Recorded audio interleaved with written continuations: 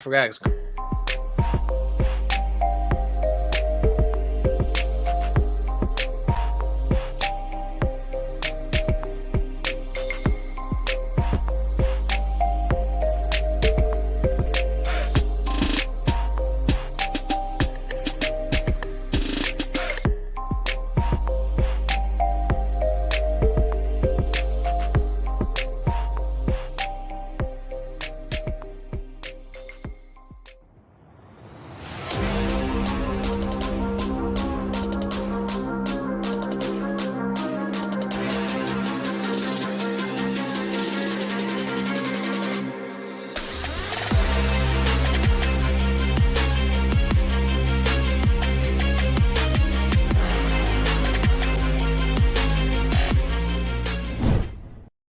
Yo. Welcome back to Gridiron podcast. I'm your host, as always, JB. And joining me this week is Devontae Forever. What's going on, bro? What's going on with you, bro? Glad to be here. What's going on with you? No doubt, man. It's a crazy time in sports, crazy time, especially in the NFL, crazy time in MLB. My Yankees got swept since the last time we spoke, which is insane. Congratulations to the Houston Astros. Congratulations to the Phillies for getting to the World Series. NBA action is crazy. It feels like everybody's beating everybody. Spurs is 5-2. Lakers is what, 1-5. So like it's a crazy time in sports, man. But yo, give me your let's get right into it, man. As always, y'all, make sure you comment down below. Obviously, it's working this week, so your comments will be read on the show. You'll be able to see exactly, so there's no misconstrue, no nothing. So let's get right into it, man. What's your initial thoughts on NFL Week 8? Week 8 was a decent week. A lot of stuff that you didn't expect. A lot of stuff you obviously could call. A lot of teams are still emerging. This is like that last week, that last chopping block for the trade line, Right? For the trade deadline that ended today. So definitely like interesting. Yeah. So far I really enjoyed NFL Week 8. I'm not gonna say any really big upsets or anything that kind of like really shocked me, but at the same time, I feel like now look, you are what you are. Some teams are gonna get better. Shout out to James Salvinsky for checking this out. Some teams are gonna get a little worse. We've seen two teams that was rolling suffer losses in the Jets and the Giants, but it wasn't losses in the sense of like I'm now worried that all of a sudden they're going to just start losing game after game. We've seen teams kind of stand strong. Buffalo, they continue to do what they did against Green Bay. Green Bay has to figure stuff out now. So like, oh yeah, look, man, Raiders got blanked. Cincinnati offense didn't show up. It's a bunch of stuff going on around the league. But also, if you guys don't know, this week at 4:00 today, actually on Tuesday, was the NFL trade deadline. So we got some trades to talk about. There's some stuff going on in the league, man. So was there any games this week that like shocked you? Anything specific, or did everything kind of play out the way you thought it would? Everything played out the way I thought it would. Besides the fact of, I think I picked the Lions to win, and when they lost, that threw me off a little bit. But other than that, I pretty much picked everything else. I'm not gonna lie, I pretty much picked everything else decently. Like for example, like I knew my Steelers was gonna get murdered. I think actually I lied. The only thing that threw me off was the Raiders. I didn't expect the Raiders to get held shutless. Yeah, that threw me off. That threw me way off. So I actually thought the Raiders were going to lose to the Saints. And it's not like the Saints are world beaters. It's just that defense is. Now, the way I view it, there's no excuse in professional football to ever be held to 0. You know what I mean? So they shit the bed. But in terms of everything else, I thought everything kind of played out the way I thought it would. I thought Seattle would beat the Giants. I thought I actually picked the Browns. Actually, no, you know what? Wrong. I picked the Bengals to beat the Browns. So I was wrong about that one. I didn't think the Browns was gonna smoke them like they did. Right. Like they beat Jesus down the Bengals' legs. So I didn't expect that. Yeah, and actually, since the last time we spoke, Jamar Chase went out. You know what I mean? Hip injury. Yeah, and he's out how long? Week to week, but like more or less like 4 to 6 weeks. So I understand we always talk about their receiving core being huge, but let's talk about it real quick. How much does Cincinnati miss Jamar Chase? Obviously, we saw them play 75% zone last night, which, Chase is one of those dudes. Not only can he burn the man coverage, when it And comes burn his to, own. he finds the holes in his own. So how much do you think Bengals will miss Chase over these next, I guess now it's 3 to 5 weeks? I mean, they will because they don't got your home run hitter, but it don't matter when you getting sacked like that. Like Joe Burrow was getting annihilated last night. Like they Right. had two to three good games where they're starting to protect him a little bit better. But the problem is Joe Mixon's they're still not getting him running good, getting him going with running the ball. And bro, they are like Miles Garrett and them boys were killing him last night. Like, bro, they were annihilating Joe Burrow. I thought I was watching my offensive line. Like I was like, Bro, hey, yo, this is getting just hostile. Like, bro, so like and I think it matters, but like you gotta fix that line first. It ain't you because and when checking out the game last night, I thought about you when you said how Miles Garrett it's like he gets his like all his like quarterback sacks in like mm-hmm, spurts. It's not an mm-hmm. every game thing.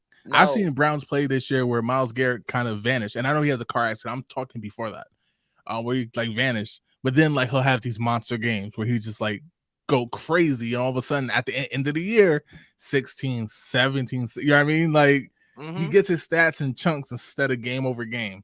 But look, I think Cincinnati got a good receiving core. You know what I think about Joe Burrow. I think he's a really good quarterback. I think he's just going to continue to get better. Offensive line had a tough task last night because let's be honest, it's not just Miles Garrett. Jadeveon Clowney's there. The inside guys are good. So like, isn't the linebackers are better now that they got Deion Jones from the Falcons? Big help. The secondary was never bad.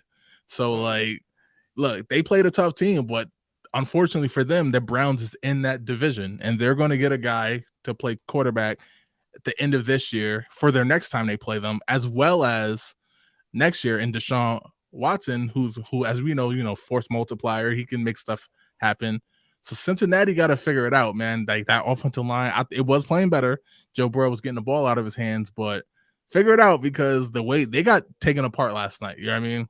They really did. Some say trap game, but I'm like, the Bengals, not like the Bengals was 6-0. You know what I mean? And Brissett's I gonna don't have a job next year though, for sure. who? Jacoby Brissett gonna have a job Yeah, next year. yeah. He's playing well, man. And like, one thing I will say, and then we'll get into some of the trades is Amari Cooper route running, yo. Like I know he don't play well in the cold, right? Which obviously we'll see what happens to him playing in Cleveland. That's home now. Mm-hmm. But the route running is so damn smooth, bro. Absolutely. Like it's Absolutely. insane, man. Like I think people forget at times how good Cooper is.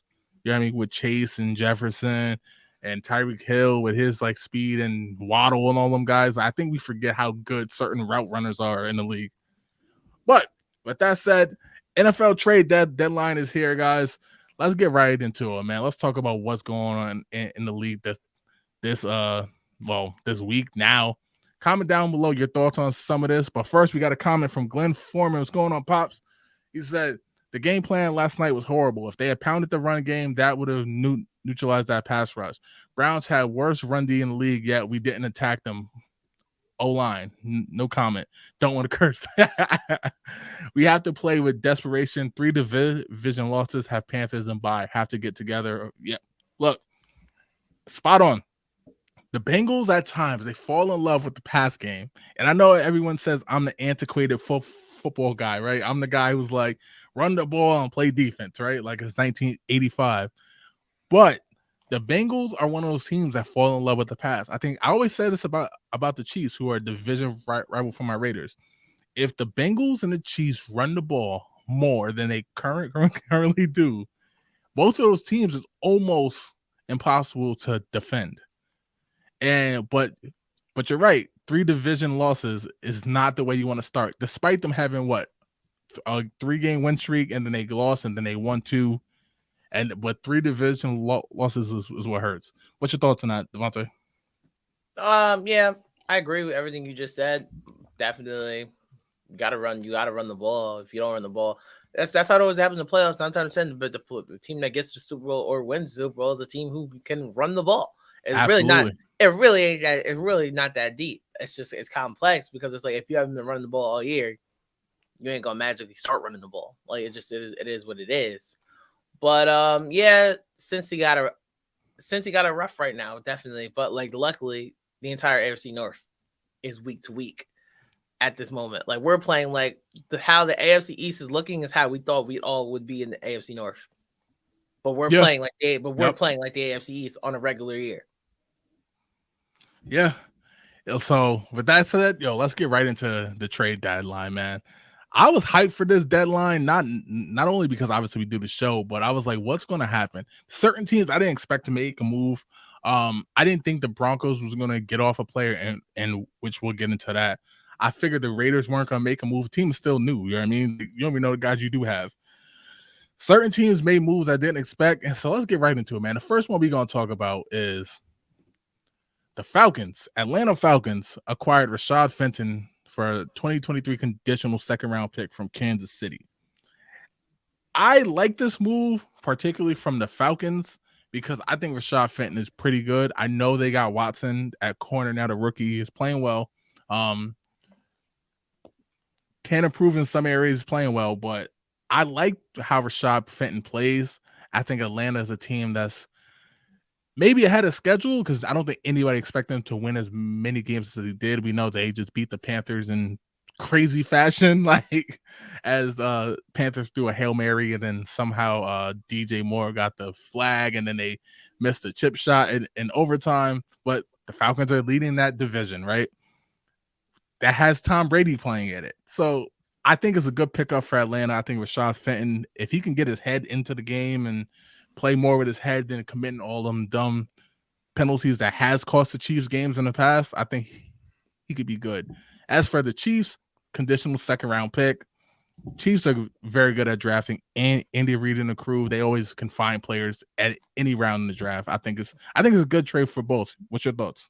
I don't trust no Chiefs D back because all it is give or take. All it is give and take. And I don't like my cornerbacks to just play with like, I know I'm gonna get beat, so like let me just tackle him. I hate that type of mentality for D backs. Like, bro, if stick them, please and thank you. Right. But it's a good death piece. He's Rashad Fenton's I like him. He's a good death piece, but like I don't trust no offensive juggernaut teams who got cornerbacks. I will never trade for. I'm sorry. Like I got you.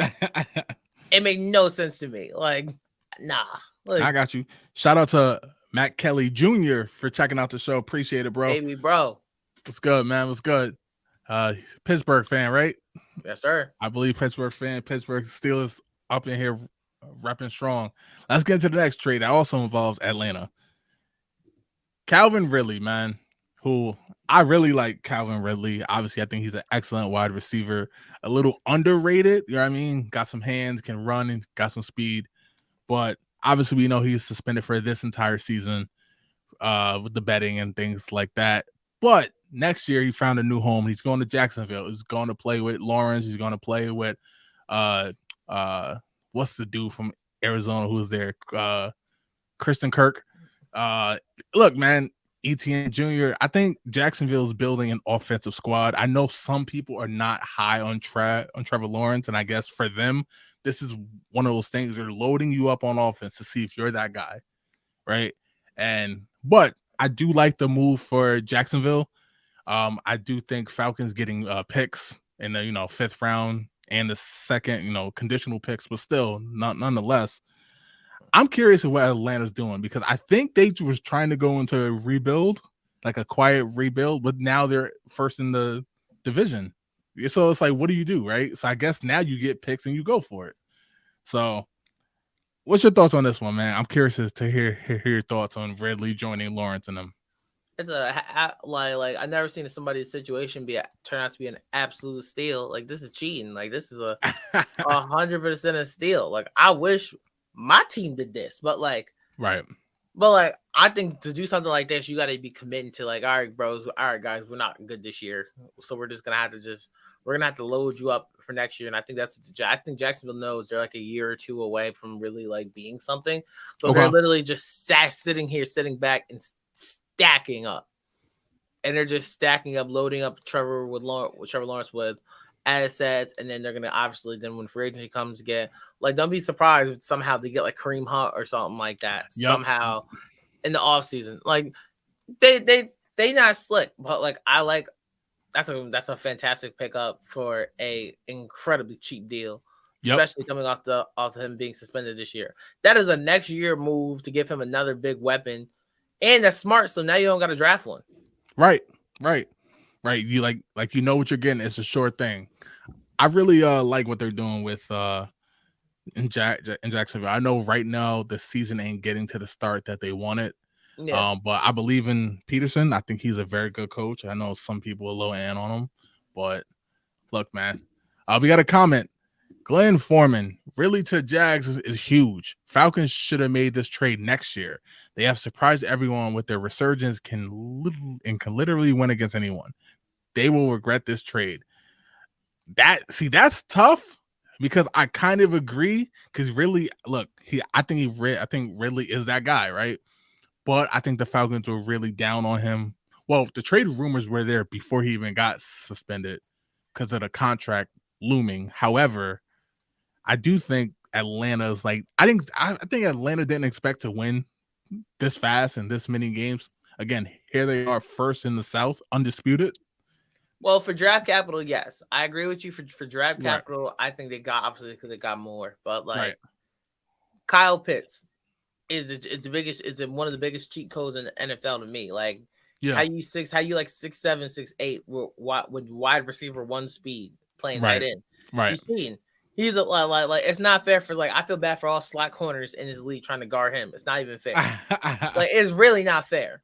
But then you got also Drake London is a like deep threat, like legit contested catch like guy. So it's not like they're just like selling where it's like they have no receivers out there. Like Sure, they got receivers who can ball.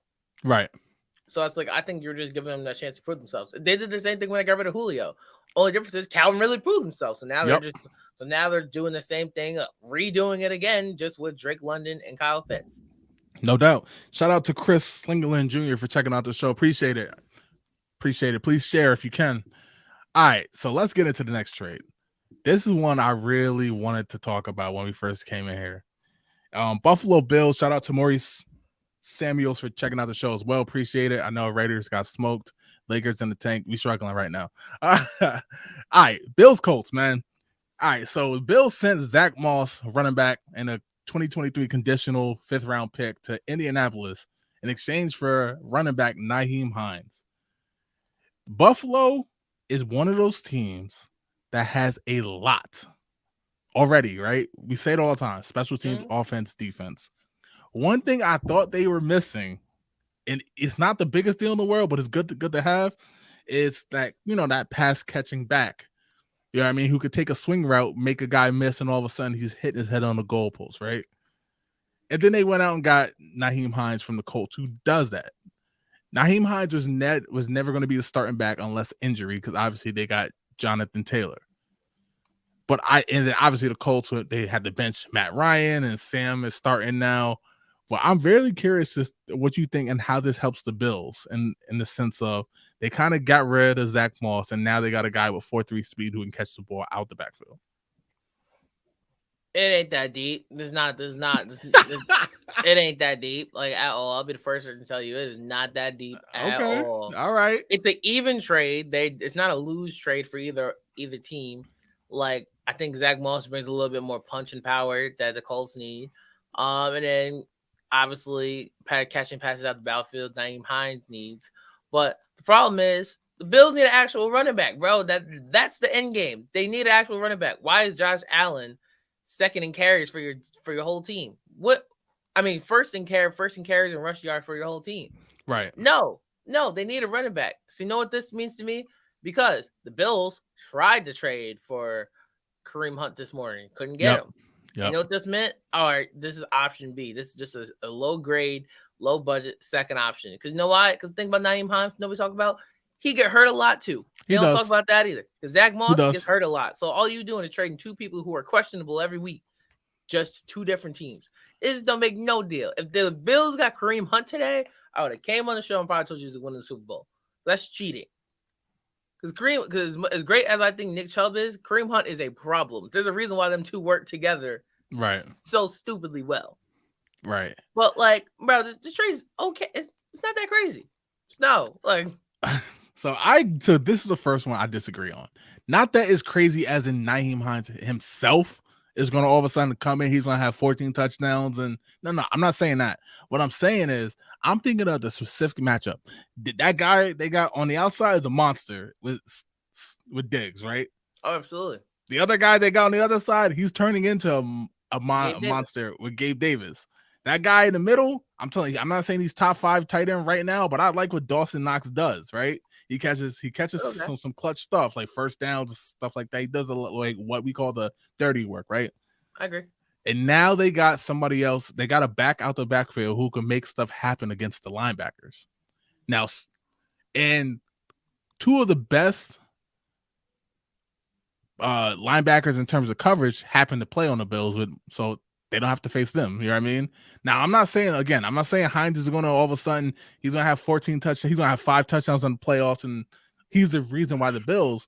But it's just another weapon. It reminds me of when the Chiefs, when they got Jerick McKinnon, and I was like, he's not going to have 10 touchdowns, but out the backfield, he could take a screen and make a big first down, things like that. I agree with you 100% on the injury. He has to stay healthy.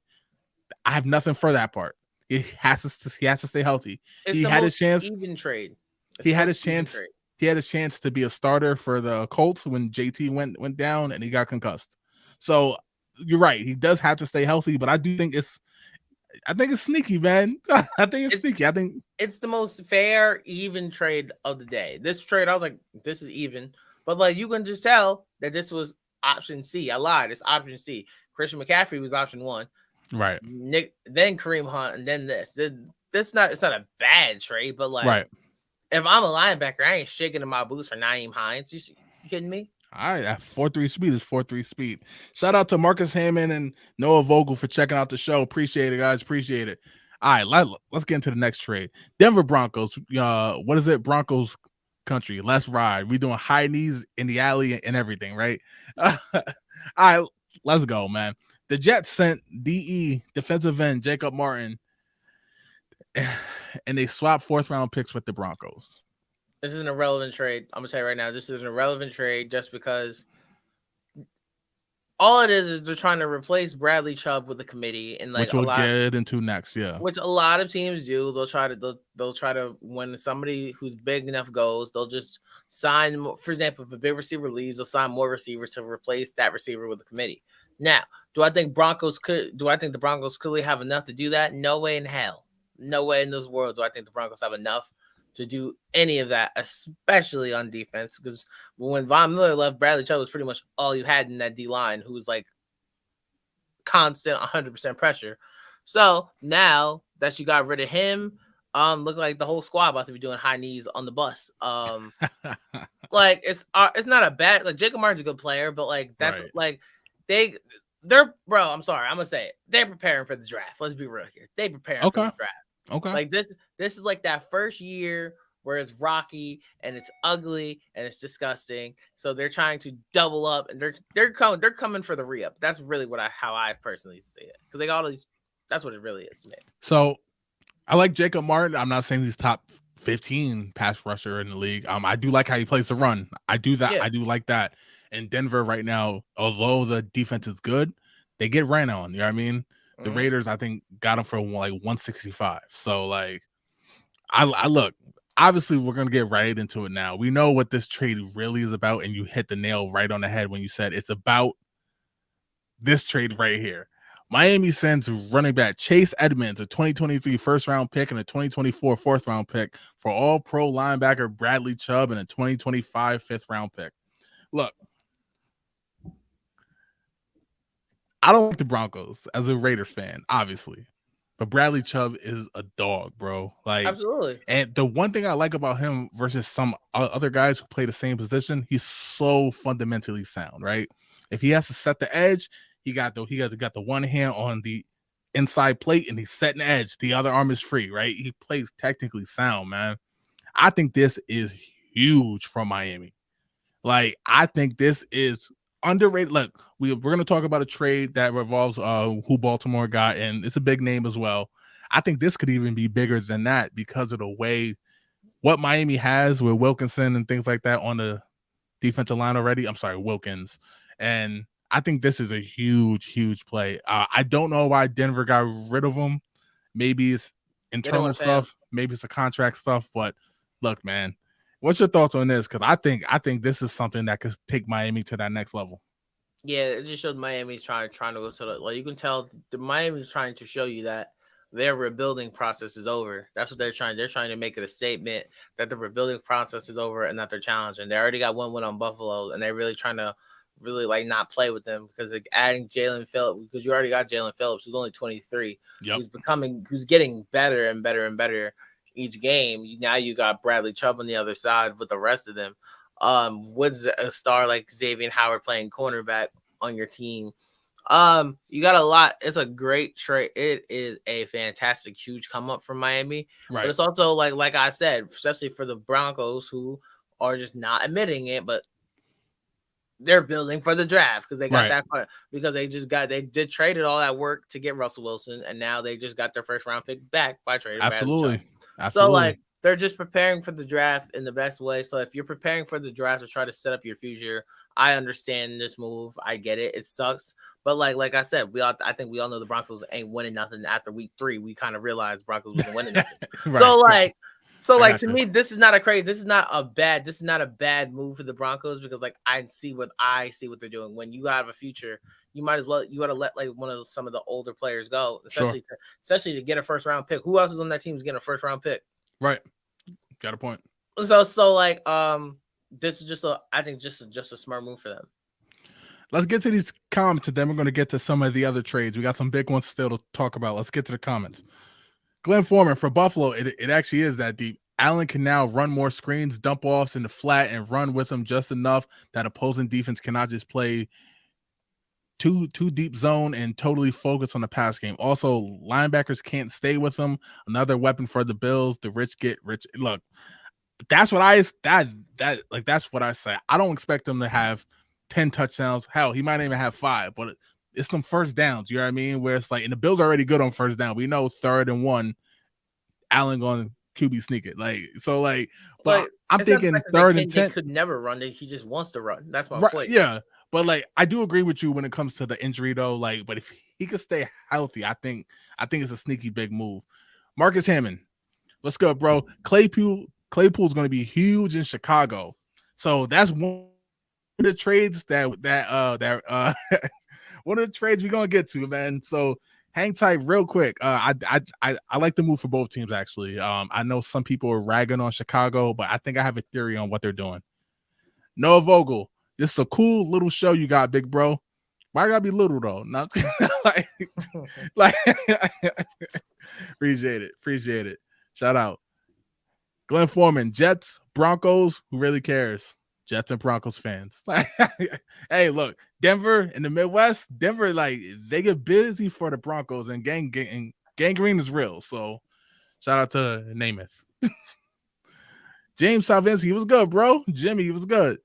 Let's go, Miami. Nice pickup. Referring to Bradley Chubb. Absolutely. I think that is a huge move. Absolutely. Glenn Foreman, Bradley Chubb is big time. Watch Dolphins. They're tired of losing. Right.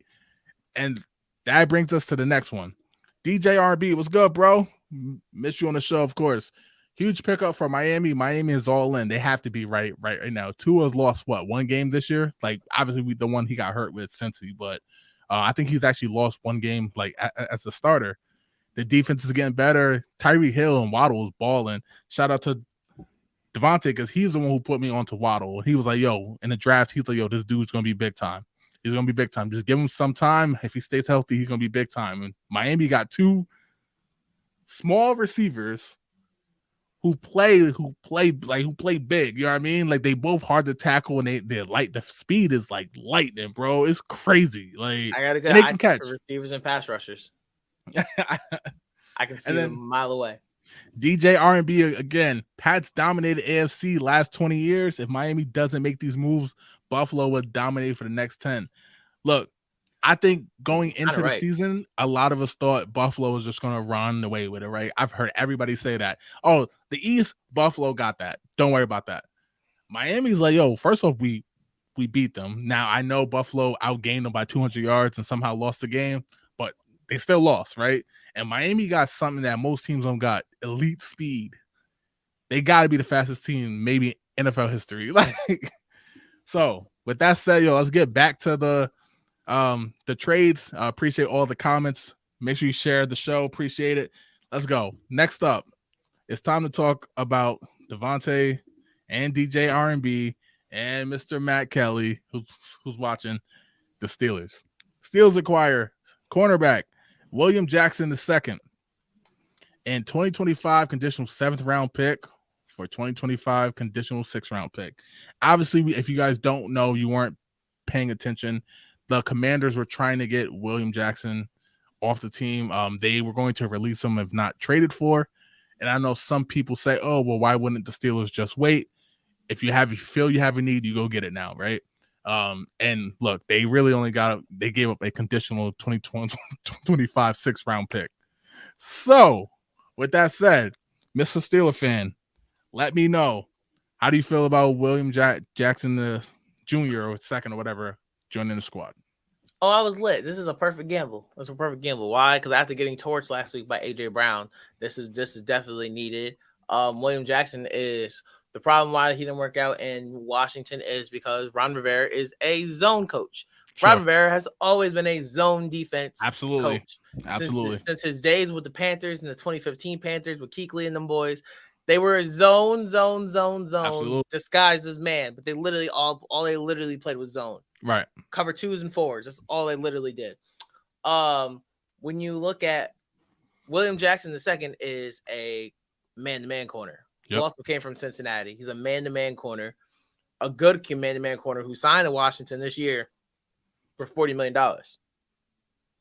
So he didn't get like a little cheap contract. Like, he's not a bum, right? Yeah. No, he's good. Like, he's good. Yeah. He just went to the wrong system, and then they decided to part ways because he's not a zone corner. So right. Like, and clearly as clear as day, dear God, last week showed the Steelers needed a man-to-man corner. How my guy was getting smoked by AJ Brown on 3 40-yard over 40-yard deep balls, touchdowns. Right. He was getting murdered.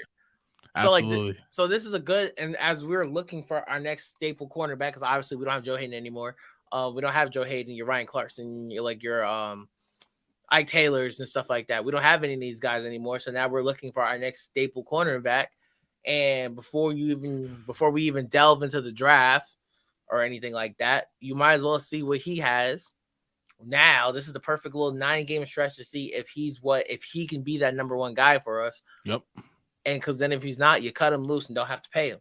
Yeah. Starter corner money. So like it's a smart risk. It's a high risk reward, especially for a 2025 conditional 7th round, 6th round pick. I could live with that. Okay. All right. So look, I like it for the Steelers. Obviously, we know how the Steelers play, man. They stop the run and they play man coverage, right? They can play zone like under Tomlin, but obviously, is line up, play football, right? That's what I love about Mike T. But my only thing is how fast can he come in and play, right? Because Steelers, I don't care what nobody say. Sure, you could say his man coverage. The Steelers, they play complex defense, and their coverages are complex. So how fast can he get it in to help out? You know what I mean? He got 10 days. In a division right now that is like it's a tight race, right? As you said, everybody's week to week. So how fast can he come in and make an impact? But that's not all regarding Pittsburgh. He got 10 days. Steelers also offload wide receiver Chase Claypool to the Bears for a 2023 second round pick. So I'm gonna go first on this because obviously I'm gonna give you more time on this because obviously Steelers is your squad. I think Chase Claypool, his head got too big too fast. Obviously, we know he's physically gifted. He got the height. He can catch. But I think some of the things that he's lacking is more up here. For example, not knowing to get both feet down. You know what I mean? He had a problem with that. 2, not knowing situational football and celebrating a first down when it's time to get back on the ball. You know what I mean? Like just the stuff like that. It inexcusable, and I can see why like playing for a coach like a Mike Tomlin, Bill Belichick, and Andy Reid, stupid football don't work for guys like that. Now I do think he's gonna go. I do think he's going to go and play well for the Steelers. I mean, for the Bears. I think now it's kind of a little bit of pressure off because we know how Steeler Nation can be. Waving those towels and booing. Look, they booed Trubisky at halftime and cheered Pickett when he came in the game, right? At the game that you were at. Mm-hmm. So I'm gonna pass it over to you, and let me just get this comment in real quick from Reggie regarding William Jackson. It's a safe pick. He's not mad at it. And from Marcus Hammond, appreciate you checking out the show. Of course, bro. Where did Kadarius Toney go? He went to the Chiefs. So comment down below and let me know your thoughts on Kadarius Toney going to the Chiefs. All right, Devontae, take it away. Chase Claypool left your squad and went to Chicago. All this means is my team is finally realizing something I realized since week one. I told you on the show since week one. George Pickens is that guy. Okay. That's really what this comes down to. George Pickens is that guy. Chase Claypool in the slot Chase Claypool's not a slot receiver. As much as we tried to convert him into it as like a big slot receiver, no, Chase Claypool is an X. Like he's an X receiver. Yep.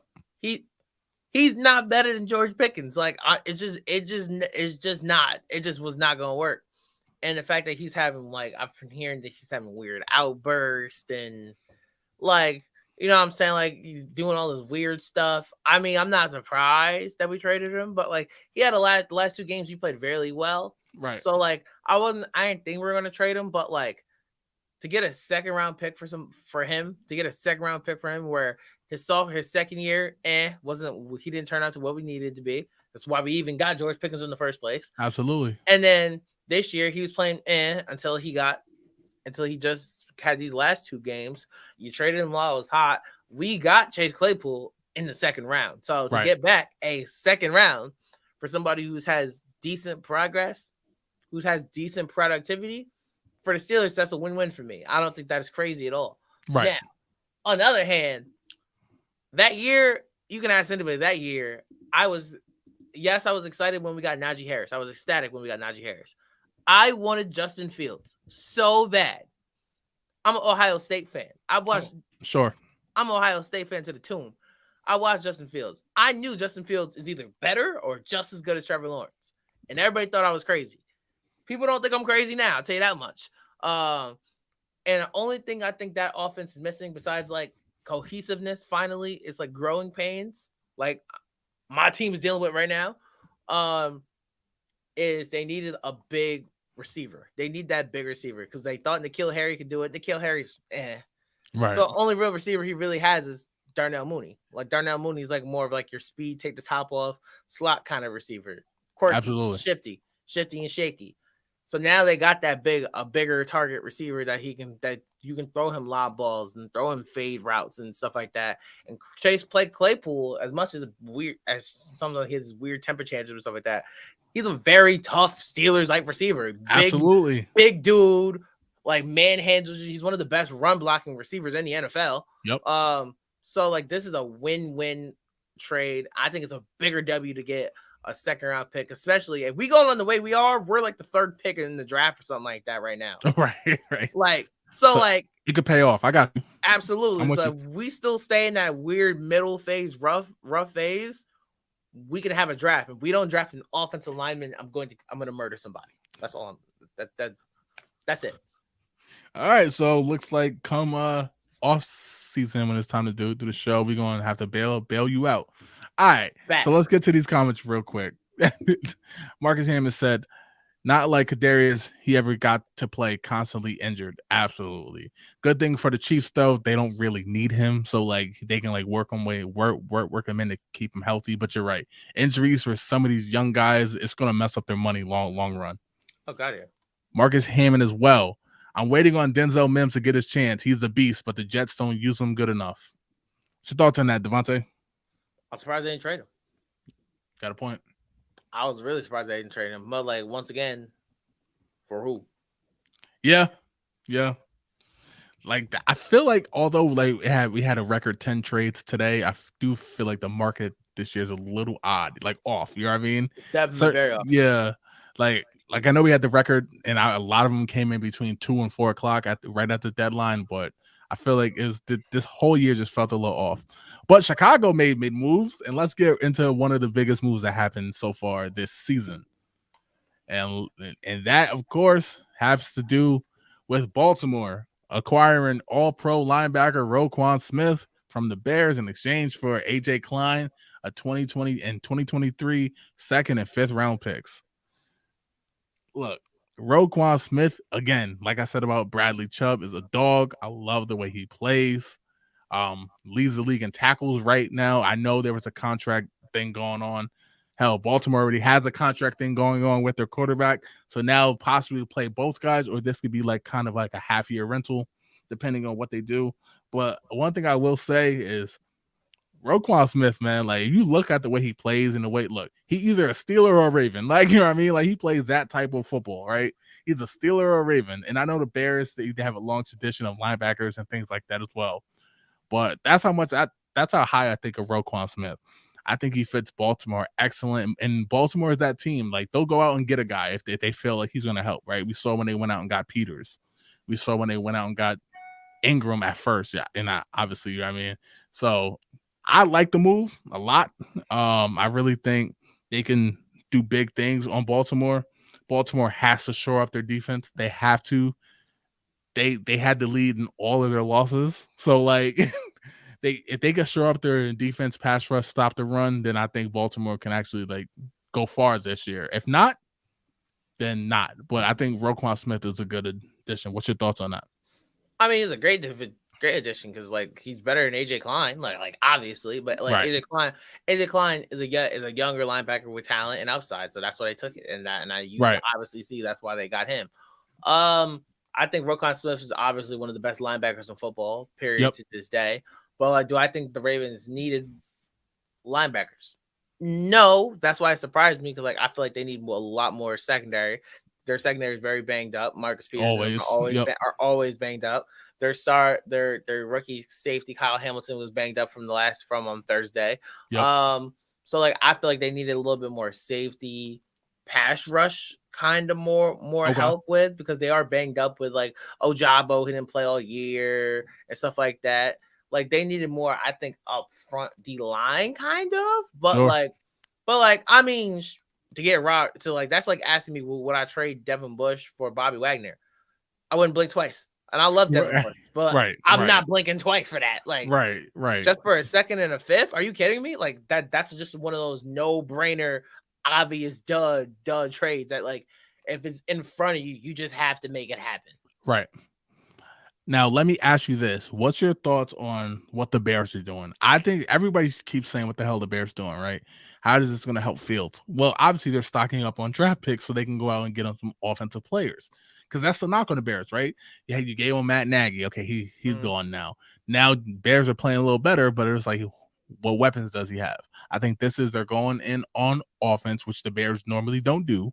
What's your thoughts on how the Bears, obviously, they're gearing up to surround Justin Fields with some type of talent that they're going to draft and hope it pans out?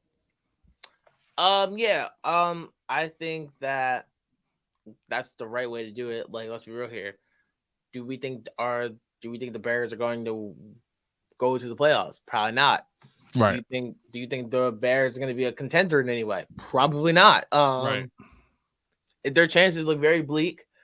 So why would you not gain as many draft picks as you can, and then use the rest of that money to lure more people to Chicago for receivers and running backs and stuff like that? Like, I do mock drafts, so I watch college football, and I actually hate college football. I just think college football is unnecessarily, like, college football just forgets all about defense. Like, like, let's be real here. Like, I'm sorry, a game that's like 63-56 is disgusting. Yeah, like it pains my stomach. Like that's not an exciting game to me. I'm not hype. I'm like, this is gross. Like, y'all letting them score. But you got a guy in who's gonna be like a top 15 top receiver, and Marvin Harrison Jr. He's a dog. Like, there's receivers out there, there's DNs, and like there's defensive players like Will Anderson. There's a lot of players out here in these next couple drafts where it's like, but especially in offensive weapons, there's been, obviously, as you've seen, these last few classes of receivers have been getting deadly dangerous. Like, absolutely. So obviously the Bears are going to be. There's a very few teams left in this league that are still looking for those dangerous receivers. The Bears haven't. When's the last time you had a Bears like legit deadly receiver? What, that 1 or 2 years from Allen Robinson? Right. Like, so it's that time for them to get that deadly weapon, and that's what. And you look at all these other quarterbacks; they all have that one deadly weapon. So it's time for the Bears to try to go acquire that. No doubt. All right, let's get to the comments. Levante Armwood 6-2. We know you're talking about the Giants. Obviously, look, man. I'm gonna save it to next week because we are gonna run out of time. We still got one more trade to get to. We gotta talk about Geno Smith, man. Next week, we gotta talk about Geno Smith and the throws he is making. I'm not talking about the record. I'm not talking about like, Seattle's, you know what I mean, first in the division. I'm talking about the specific throws he's making. Like he's literally pinpointing the ball right into, like, he's basically like a 60-yard handoff. You know what I mean? And not only that, he threw the ball to Metcalf. It hit him right in the hands, dropped it, hit Lockett right in the hands, and then told Lockett, I'm coming right back to you. Touchdown. I'm not saying Geno Smith is going to go into the Hall of Fame. I'm not doing that. You know what I mean? Like, we don't do that here. But what I am saying is 8 weeks in, this dude is playing as good as anybody. We'll start with that next week. No doubt. So you heard it here first. Next week, we're starting off with Geno Smith. You're going to show him some love unless he get blown out next week. Facts. All right. So the last trade of the deadline, and I'm sure there's some that's still trickling that somehow happened before 4. But Vikings send. I'm sorry, I have it backwards. Vikings acquired T.J. Hawkinson from the Lions. Excuse the graphic, y'all. I have to fire the graphic department, which is me.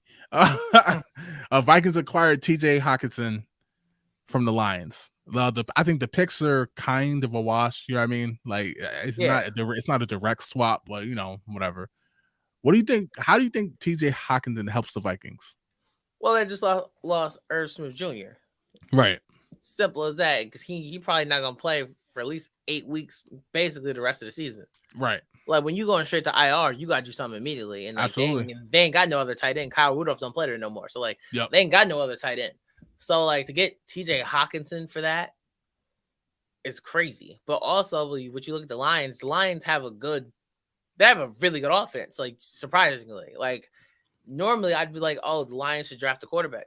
Jared Goff ain't the problem this year. Like, yeah, he's not playing bad. He ain't playing that bad either. But like, for example, do I think like the Lions should stack up and add more to their team?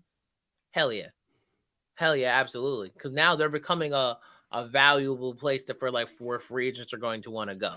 Absolutely. So I think like they're like in that boat of like where I see the Lions is exactly like Jacksonville, where it's like, boy, if they stay like this, give them another year or two, they're gonna be shaking that division up. Right. So I think this is like a very fair win-win trade. But like trades in the division really throw me off. I ain't gonna hold you. Trades in the division throw me off. I'm like, what are we doing? Like why would I trade you here so you can blow me out with my own with my old asset? But like it's not normal. That's just me. Like that's not normal. It's not normal and it's not common. Think about it. Like the Raiders should never trade somebody to the Chiefs. Like imagine trading a receiver to the Chiefs. You can be like, excuse me? Like, what are you doing? Right. All right. So those were the trades of the trade deadline. So I think some of the players are gonna have a big impact immediately. Some might take time. But there were a few trades that happened last week that we didn't cover in between the shows. So I just want to talk about them. Obviously, Marcus asked, and so obviously we know Chiefs got Kadarius Toney from the Giants. Eagles acquire Robert Quinn from Chicago, which plays right along. They're getting draft picks to help out Fields. I got to see that firsthand, sadly. Yeah. Robert Quinn is one of those guys quietly. Like we know J.J. Watt, they came in the same draft. We know Watt went on to do big things. Guys like Chris Jones, they went on to do big things as well. But Robert Quinn quietly has the second most sacks since he came in the league. You know what I mean? So like it's one of again, can he stay healthy? And but yeah, he's really good. And shout out to Aaron Donald, who we know is obviously a superstar, who publicly said that Robert Quinn taught him his pass rush moves. You know what I mean? Yeah. So Robert Quinn can easily help Philly, who's already loaded on defense. but I think that's huge. Another one that I think personally can help, but I know some people are saying it's not a big move. Cowboys getting some help on the interior defensive line with Jonathan Hankins. Jonathan Hankins is one of those guys, again, got to stay healthy. That plays for a lot of these guys who we talked about this evening. Got to stay healthy. But when he plays, he can stop the run. He can help stop the run. I do think Dallas linebacking crew is okay. I don't think they're as good as everyone says they are. But we do know Micah Parsons is a monster. And Absolutely. they can get some internal pressure to not allow QBs to step up in the pocket. Here comes Micah. Here comes DeMarcus Lawrence. So anything else that you want to talk about regarding week 8 or the deadline, or are you good for now? I got one thing I gotta say is make sure y'all watch out for those Niners when Debo get back. With Christian McCaffrey, that is a game changer. That is a game changer. If he can stay healthy on that team, that is the running back they've been waiting for. And I'm gonna leave it at that. So, like, do I think the Niners are gonna go to the Super Bowl or nothing? Absolutely not. Boy, when they do get a quarterback, it's a big deal. It's a big deal. Oh God. Look, man, that's all we got for this week. Appreciate y'all for checking out the show, liking and sharing the show, getting us a lot of positive feedbacks, and it all helps, man. So share the show. If you have feedback, make sure you contact me or Devontae or somebody near us so we can hear that, so we can continue to get better. Show of upgrades, guys. Show of upgrades. We'll be back next week. We're gonna talk about Week 9 and Geno Smith, how some of these trades are playing out. We're gonna also touch upon kind of, I guess, our mid-season now. Week 8, 9 is kind of mid-year. I think actually technically now is mid-year. Talk about who we got going forward, what teams are doing good, what teams kind of fell off. But that's next week. For this week, I'm JB. Devontae, let them know where they can find you as always. Devontae forever on everything. Gridiron Guard podcast. Catch you guys next week. We out. Peace.